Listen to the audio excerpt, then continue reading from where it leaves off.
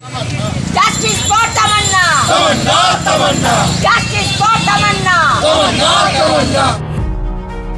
কসবা ল কলেজে ধর্ষণ কাণ্ডের প্রতিবাদে এবং রাজ্য জুড়ে যেভাবে একের পর এক ধর্ষণ বেড়ে চলেছে তার প্রতিবাদে গণধর্ষণকারীদের দৃষ্টান্তমূলক শাস্তির দাবিতে রবিবার সন্ধ্যায় চাকদা থানার সামনে বিক্ষোভ ভারতের গণতান্ত্রিক যুব ফেডারেশন ও মহিলা সমিতির।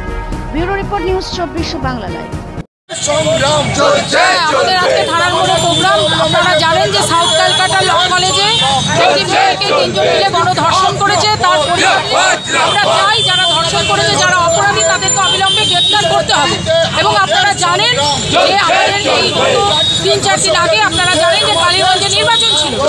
কালীগঞ্জে নির্বাচনের পরে যখন তারা বিজয় মিছিল, তৃণমূল কংগ্রেস যখন বিজয় মিছিল বের করেছে, সেই বিজয় মিছিলে যখন হচ্ছে মেয়েটার বাড়ি, আমরা যখন গত পরশুদিন আমরা মেয়েটার বাড়ি পৌঁছই, তখন আমরা দেখতে পাই সেই তামান্নার বাড়ি, সেই যে রাস্তা দিয়ে মিছিল যাচ্ছে সেই মিছিল থেকে অনেকটা দূর হচ্ছে তার বাড়ি।